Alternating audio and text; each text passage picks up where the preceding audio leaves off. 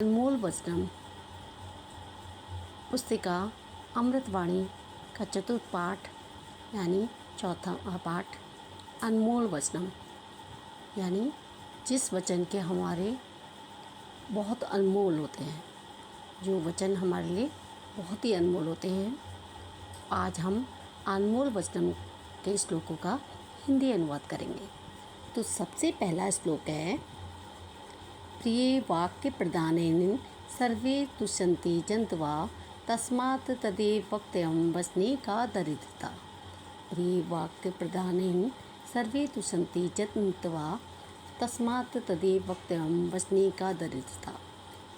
अर्थात प्रिय वाक्य बोलने से सर्वे माने सभी, तुष्यन्ति माने संतुष्ट, जन्तवा में से जीव, प्रिय वाक्य माने प्रिय वाक्य यानी प्रिय बोल। सभी मनुष्य प्रिय वाक्य बोलने से प्रसन्न होते हैं। तस्मात् तदेव उसी प्रकार, वचने का दरिद्रता, दरिद्रता मीन्स कंजूसी, उसी प्रकार उस वैसे वचन बोलने से किस प्रकार की कंजूसी, किस प्रकार के वचन बोलने से प्रिय वाक्य बोलने से जब सभी जीव संतुष्ट होते हैं यानी प्रसन्न होते हैं, तो हमें प्रिय वाक्य बोलने चाहिए। तो दूसरा श्लोक, सुरेताम धर्म सर्वस्व श्रुत्वा च व्यतिवार्ध्यम आत्मना प्रतिकूलानि प्रेषाम न समाचारित। धर्म के सर्वस्व सभी मूल तत्वों को सुनो। श्रुत्वा माने सुनो, इसमें श्रव धातु है, कथवा का प्रत्यय है। श्रव में सुनना, कथवा में कर यानी सुनकर। सभी धर्मों के मूल तत्व को सुनकर, च विवृद्धारम और अपने में धारण करो। यानी हम सभी धर्मों के मूल तत्व को सुनकर अपने में धारण करना चाहिए। आत्मना प्रतिकूलानि परेशान न समाचारित। परेशान माने दूसरों के। हमारी आत्मा जिस कार्य को अपने प्रतिकूल समझती है, उसी प्रकार हमें दूसरों के साथ भी वैसा आचरण नहीं करना चाहिए। एक बार हम फिर से देखेंगे, सभी धर्मों के मूल तत्व को सुनकर अपने में धारण करना चाहिए। आत्मा के प्रतिकूल व्यवहार हमें दूसरों के साथ भी नहीं करना चाहिए। अर्थात हमारा मन हमारे इस कार्य को करने के लिए मना करता है, तो हमें वैसा व्यवहार दूसरों के साथ भी नहीं करना चाहिए। अब हम तीसरे श्लोक में आते हैं बच्चों। येति ही मति स्तातहीनि सह समागमात् समिश्र समता मेति विशिष्टे च विशिष्टता। हेते माने हीन हो जाती है, मति माने बुद्धि, हीन माने नीच, यानी नीच लोगों के साथ रहने से बुद्धि हीन हो जाती है। सह समागतम यानी सामान्य बुद्धि वालों के साथ रहने से बुद्धि हमारी सामान्य हो जाती है।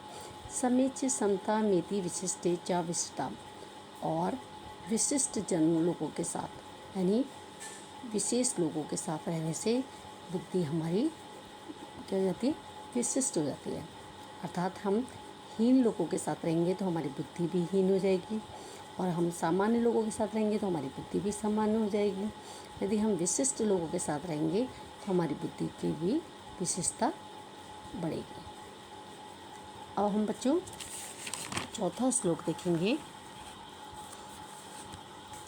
कि सर्वेषां शास्त्र सिद्धमनचा श्रेष्ठा उच्यते आचरण ही धर्माशयात् धर्मिणायु प्रवर्तते। यानी सभी शास्त्रों में आचरण को श्रेष्ठ बताया गया। उच्चतम माने ऊंचा, यानी श्रेष्ठ बताया गया है। आचरण ही धर्म से आता, और आचरण से ही धर्म उत्पन्न होता है। धर्म्याद आयु प्रवर्तते, और धर्म से आयु बढ़ती है। यानी सभी शास्त्रों में आचरण को श्रेष्ठ माना गया है। आचरण से धर्म उत्पन्न होता है और धर्म से आयु बढ़ती है। अब हम बच्चों अंतिम श्लोक देखेंगे। गौरवम प्रयाप्यते दानात् न तो वितस्त संचयात् स्थिति उच्चे पयोधीनाम अधिस्थिता। यानी दानात् माने दान से, दान करने से हमें गौरव प्राप्त होता है। ना तो वित्तस्य संचयात, तो माने धन, ना धन को संचय करने से यानी इकट्ठा करने से हमें दान गौरव प्राप्त नहीं होता। गौरव हमें दान से प्राप्त होता है, ना कि धन को संचय करने से। स्थिति उच्चे पयोदनाम यानी मेघों की स्थिति ऊंची है। पयोधनाम अध स्थिति, पयोधनाम माने समुद्र, अध माने नीचे, और समुद्र की स्थिति नीचे है। किस प्रकार? मेघ जो है हमें जल देते हैं तो उसकी स्थिति ऊंची है, और समुद्र जबकि जल धारण करते हैं उसकी स्थिति नीचे है। उसी प्रकार हमें दान करने से गौरव प्राप्त होता है, ना कि धन को संचय करने से। तो आशा करती हूँ बच्चों आज आपको ये सारे श्लोक समझ में आ गए हों। धन्यवाद।